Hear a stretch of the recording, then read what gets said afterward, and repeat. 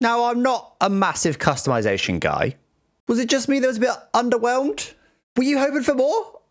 I was hoping for more, personally. I look really unwell. It's the green screen. Don't worry, I'm fine. Before we analyze the trailer frame by frame, we're going to go through the blog, because the blog actually often has a lot of information that maybe isn't necessarily in the trailer, or at least explains what's happening in the trailer. So let's do that first. Here we go. So visual authenticity. F125 takes a big step forward when it comes to graphical fidelity. Not only do the tracks look better than ever, but they're much more accurate too, thanks to light detection and ranging scanning, also known as LiDAR. Bahrain, Miami, Melbourne, Suzuka, and Imola have all been digitally scanned, generating millions of data points. Now, that is quite a lot. That is 5 tracks updated year on year. That is a decent chunk. That's more than they normally do. If they were to keep that up and update 5 tracks every single year, no track would ever be more than 5 years old. Now, I know that still sounds quite old, but until, was it last year's game, Spa was like over 10 years old. So if they keep doing 5 tracks per year, we're doing okay. And let's not forget we've got the reverse tracks as well. They've done well this year to update that many. That might mean they've got a bigger track team, whatever. LiDAR scanning for 5 tracks. That's not bad. I find the use of this phrase a bit strange. It is not unprecedented to LiDAR scan or laser scan a track. Lots and lots of games do it. Unprecedented compared to their previous efforts, maybe. Outside of LiDAR circuits, other improvements were made to several other circuits on the game. Now, that's all they've said there. And that is why I like reading the blog, because that wasn't in the trailer. What does that mean?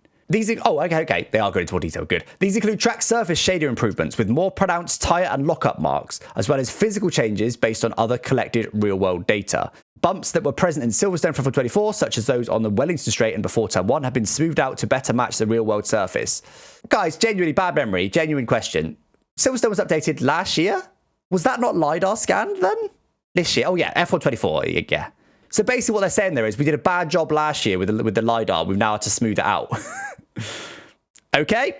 Oh, backwards. Very clever, EA. It's lights out and away we go. Very clever, EA. Very clever. Speaking of circuits, in a first of the official F1 games, you'll be able to experience some of your favourite races in a unique way. Race around Silverstone, Zandvoort, and the Red Bull Ring. We sort of figured this out before, but confirmation there. It is just 3 tracks that you can play in reverse. 3 and 3 only. Honestly, I don't mind this, especially if they change the 3 next year. I've been saying for years, we need some more differentiation between the games. We can't keep getting the same game every year with the same bugs and the same blah, blah, and no real gameplay improvements. If next year, F1 26 has 3 different tracks, I'm happy with that. I know we wanted more than 3, of course we did, but look, it's good. Okay, give me 5 different ones. Fine, give me 5 next year or something. Like, fine, a few more, but it's not realistic to have them all in reverse.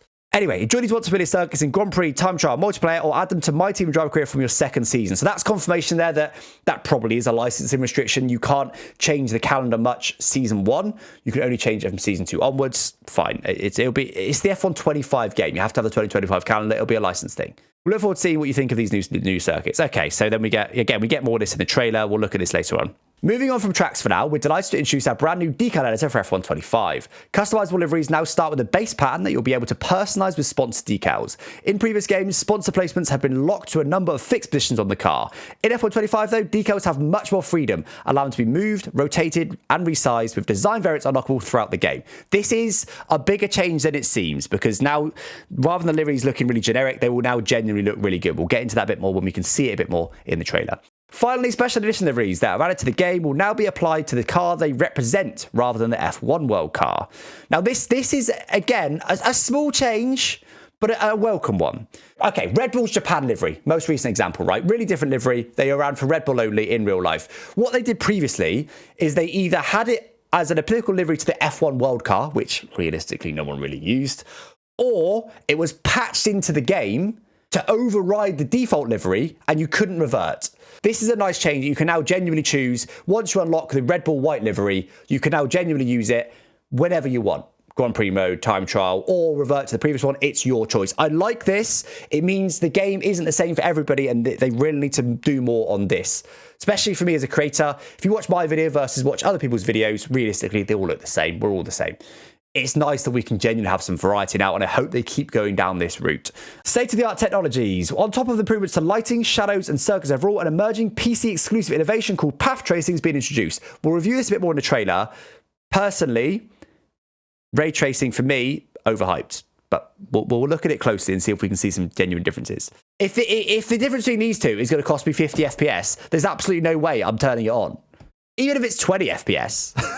Now, another change they've made, which it could be interesting, we'll see. These are basically, you unlock a key to be able to play these. I don't know how you unlock the keys yet, but you get a one-time use key that you can enter these invitational events.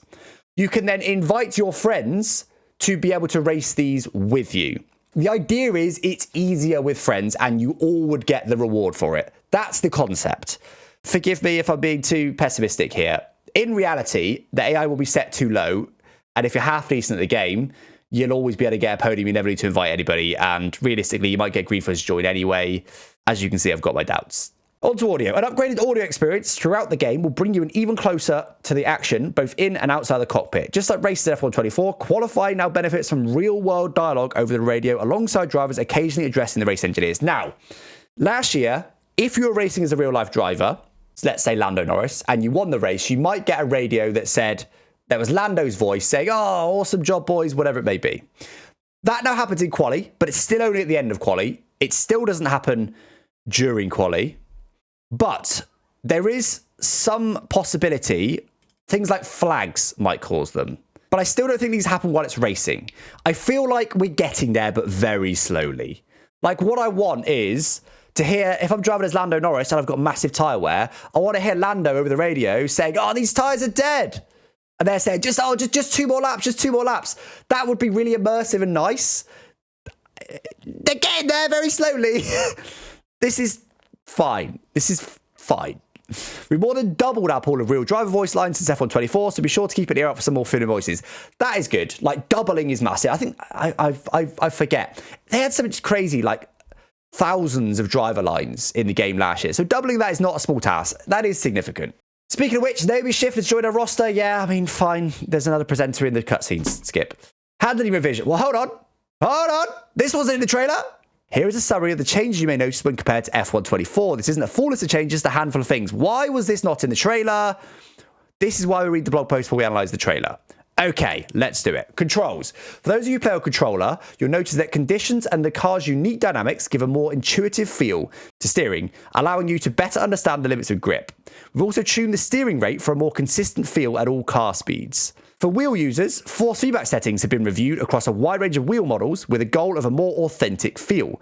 More specifically, improvements have been made for more informative aligning torque and changes that better communicate oversteer breakaway when racing. The force feedback's improved as it supposedly does every single year. Tyres have had a lot of work done to them, including adjustments to tyre loads and the tyre slip model, particularly in time trial. Now that's interesting because time trial never really handles that similar to Grand Prix mode, so we'll see how that plays. Rapid steering inputs, hold on, such as techniques that rely on flicking, will be less effective on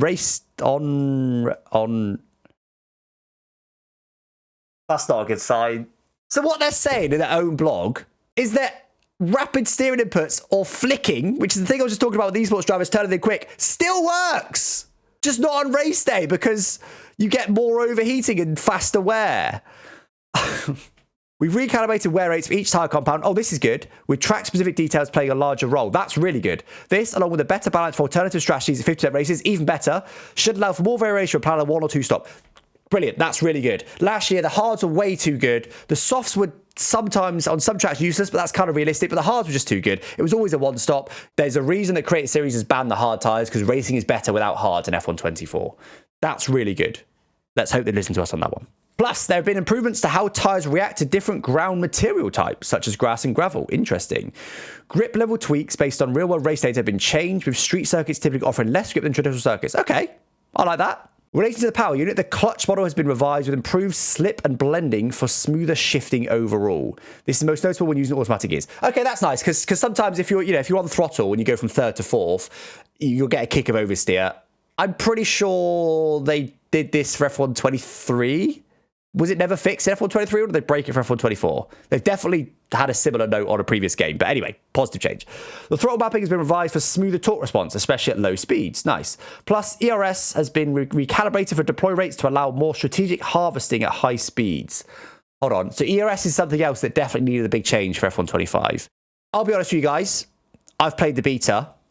I know what this means, but it's not obvious from this, so I'm not going to say.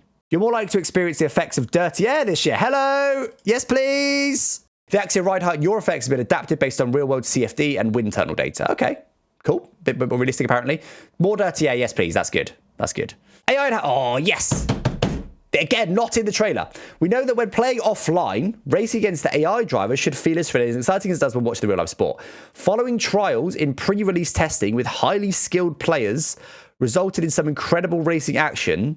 That doesn't really make sense. The team tuned the AI to better reflect their overtaking capabilities with one another and when racing players. Nice. Furthermore, whilst you may notice trains form, just like in real sport, the AI will make better tactical decisions as to when deploy DRS and ERS. That always implies they won't open DRS sometimes, doesn't it? Because when you've got DRS, you open DRS. It's quite a simple thing. With countless racing scenarios with over 100 difficulty levels to accommodate for, there's lots of work that goes into AI. We hope the changes made for this year are a lot more realistic and dynamic racing moments between you and these computer-driven competitors. No mention of speed. The AI have to be faster this year. If they've not gotten faster, career mode is dead before it's even started. It's essential for the enjoyment of career mode that the AI get better. Please tell me the AI have also gotten quicker. They would put it here if it was. I'm worried. After a multitude of exciting and unpredictable roster changes in the off-season, the 2025 calendar will no doubt continue to surprise us right through until the finale in Abu Dhabi, with every driver and team representative, including cover stylists. This is the same as the trailer. That's just waffle. That's not a change. What's changed? Oh, you're just telling me the driver lineup changed. Oh, really? Your officially licensed 2025 game has got the 2025 driver lineup. Who saw that coming? Good. Now, this is an interesting one. Also in my team, the engine sound your car makes matches that of the supply you choose. So previously, weirdly, the car sounds in my team were all the same. Whether you chose Mercedes, Ferrari, Renault, whatever, they were all the same, which was weird.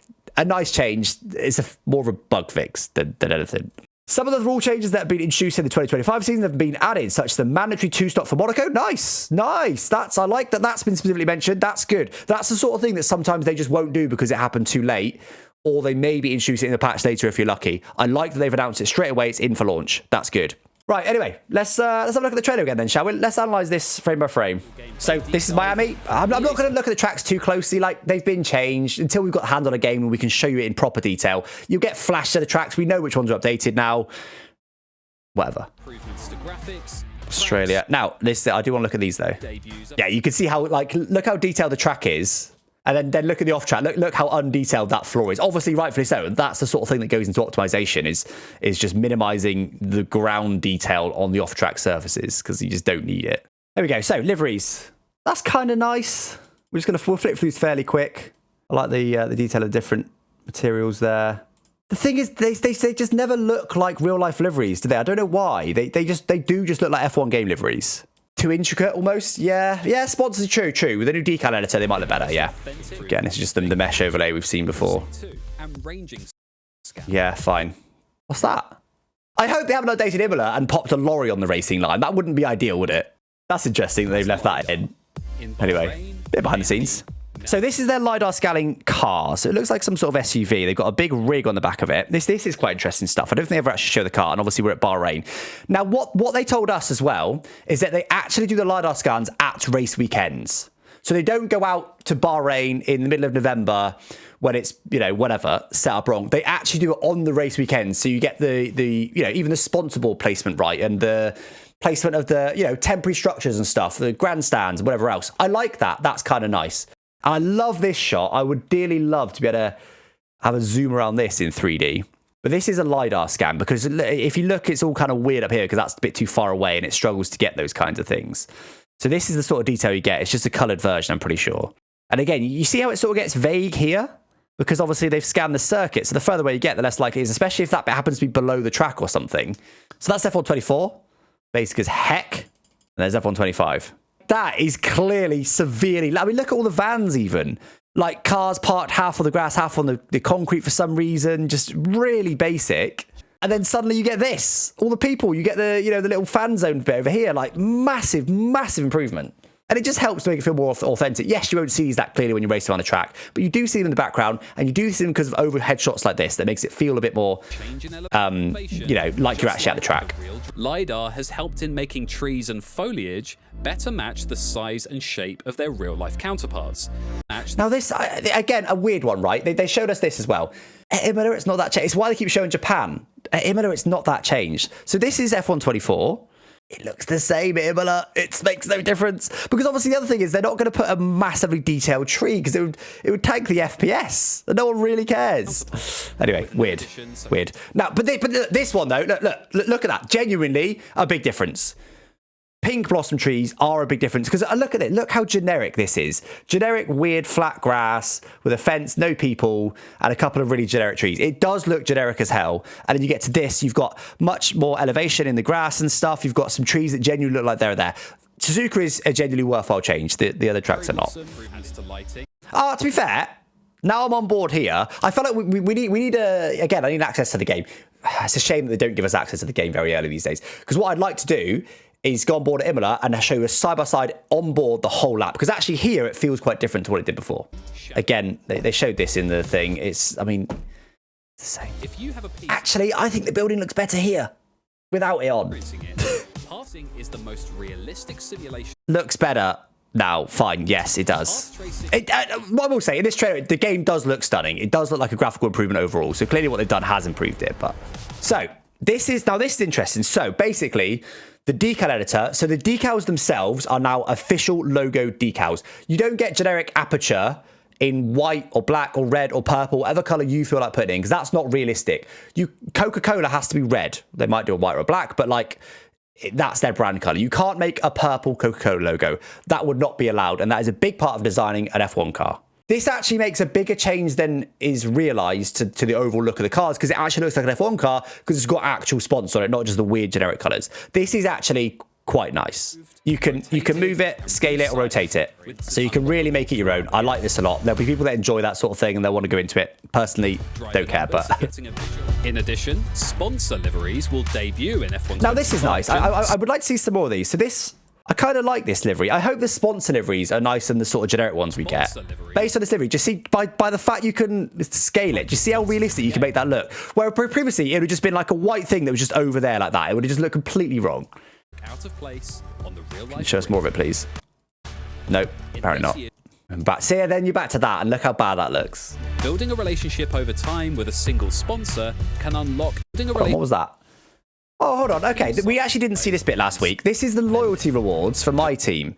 If you're loyal to them, up to number 2, level 2 loyalty, whatever that is, you get a new decal design. So maybe when Quest first sponsors you, you only get the black version of their livery or the white version of the livery. Now you get this. Now, look at the faces. I'd say Antonelli looks pretty realistic because Antonelli is, of course, new this year, so it'd be a brand new scan. George Russell, not bad, but not as good as Antonelli. These are clearly not updated this year either, but they both look fine. They're both fine. Gasly, what is wrong with Gasly's face? Also, what is wrong with Mick Doohan's face? That looks like Will E. I genuinely thought it was Will E for a second. I was like, wait, why is Will E coming here? Does it look like Will E? Am I going nuts? Did I say Mick? Jack Doohan. Sorry. Again, though, pretty realistic. I'd say that's a pretty recent scan. Ocon, yeah, Ocon's all right. Terrifying, but Bortoletto, again, a new scan, you can tell, because it actually looks pretty real. Hulkenberg, I would say that's like last year's scan. So not new, but not far off it. These are both maybe last year's scans at best. Hamilton doesn't look quite right. So he almost looks a bit chubby there. His face just looks a little bit wrong. Leclerc looks not bad. Hair is very unrealistic, but it is a racing game. Verstappen looks good. He'd have had I think that's probably last year's scan, but that looks good. Norris looks good. That's really realistic. Alonso's pretty good as well. Like, look at the wrinkles and stuff on his face. Yeah, pretty good. Most of them pretty good, to be fair. Oh, Hamilton looks a bit better there, I feel like. Antonelli, you can tell that's a new scan. Like, that is a step above all of everything else we've just seen, isn't it? There's Mick. Joking. That is Jack. Hadjar does not look good. Like, you can tell it's Hadjar, but it's not. It doesn't look good. Now, reverse. Now, these are interesting. I do want to look at this bit closely. So, obviously, they've just reversed everything, but I just want to see some more details on it. They flipped the barrier direction. Yeah, no, they haven't. What they look like they've done is they've left the start and finish line in the same place, but they've just made you start from the other side of it. Like, even this bit here, look. This is probably a flag warning board, but they've had to turn that around. It is more involved than you realise. DRS, look, braking boards are gone. DRS board is now there. There it is, example of the barrow I was talking about. You see how that juts out, which from this angle is not a problem. That guy stood there won't be behind a barrier if you came in from that angle. You could kill him from that angle. But from this angle, there's no way you could possibly hit him. That's the way the barriers work in real life. I'm quite excited to try these. No, I like this. So they've got new podium celebrations, but they've used a VR camera. I do quite like this. I think this is a nice change. It feels really like there's actually a camera filming them. Now, this is interesting. I think this is going to be dead. They need to... They're not going to let F1 World die, but they almost do need to do it. We've also made some changes to promote teamwork and respectful racing. Now this bit, though, I want to see. Through an updated driver of the day system. There. So, this is all your drivers of the day that you get after every race, I think. Certainly after every online race. So, race winner. That's quite nice, because previously driver of the day was always highlighted more than the race winner. Fastest lap gets a separate highlight. Nice. Driver of the day. Don't know what that would be based on now, because it used to be based on most overtakes. But most overtakes might be actually most changes of position rather than grid position versus finishing position, maybe. And then cleanest driver. Nice. I like that. That's a nice change. That's a genuinely welcome change. It's not a big change, but it's a nice change. Oh yeah, Team Atlantic's never getting cleanest driver. So this is interesting. Just get a little look into the recording booths here. I don't know if this is actually at EA HQ or what. So we've got Mark here in the booth. So this is what's weird. It's weird hearing the voice I hear all the time coming out of his face. Okay, looks like you've escaped unscathed, so head down now, yeah? Let's go. It's just weird. I hear his voice all the time. I rarely see it come out of his face. You may encounter some entirely new radio audio sequences, including voice lines for pole positions, flags, and those from team principals. That is the first official pole since Austria. Well done. That was a mighty qualifying. Well done, mate. I like that rather than just hearing from Mark or sometimes hearing you drive. It's nice. They need to go further this, as I said earlier. They need to do it, during the races and stuff. But fine, it's a small upgrade. Now this is slightly strange because so they go on about NVIDIA audio to face, right, claiming that the facial movements are more realistic. I don't think they are. To face technology, we've been able to deliver more extensive facial... Like, it's a bit weird because the heads are locked in place, okay? So, like, when you talk, you naturally move your head, you sometimes move your hands. It's a weird because all you're seeing is the face, right? That is weird. Hello, my name is Alex, and I love EA and the F1 game. Anyway, that's how it looks. That's how it looks when you can only see face. They just look like Oblivion NPCs, and Oblivion is a very old game. The face details are a bit higher than that, and that's it. Am I wrong to feel disappointed? Genuinely asking. The nicest change in all of that is the reverse tracks, but we already knew about that. Confirming which ones have updated. 5 updated tracks. If they do that every year, that is decent, especially if they're also doing 3 in reverse. To me, that sounds like they have expanded their track team. That's nice. We may get tracks updated more often now. That is okay. That's a nice tick. The decal editor thing is quite nice. That will make the feel a lot more realistic, along with the special title sponsor liveries you get. Like, that will make the cars more realistic, and it will make the game look and feel a bit more real. Good. Do we care that the audio to face thing has gotten very slightly better? Do we care that Naomi shifts now in the game? Or the driver of the day changes? Like, yeah, these are nice. These are nice things. I'm not saying we shouldn't have them. I'm saying the fact they're shouting about them has me a little bit worried at the lack of other major changes. Am I wrong to feel that way? What do you guys feel like? Maybe I'm being too harsh. Maybe I'm being too harsh, guys. But anyway, that was my analysis of the F1 25 trailer. I was never going to love this week. I'm not a visual person. Maybe I'm being too pessimistic. Let me know what you guys think. But yeah, I mean, there is some nice changes. The reverse tracks are the biggest one for me personally. And the decal editor will be very nice. There is some sizable changes there. There was lots of smaller changes that I think, yeah, aren't a big deal, but fine. They're changed. They're there. They exist. I'm not going to complain about things being improved, things being added to the game, even if they're small. It is a good thing overall. But anyway, guys, hope you enjoyed, and I'll catch you next time. Thanks for watching. Bye-bye.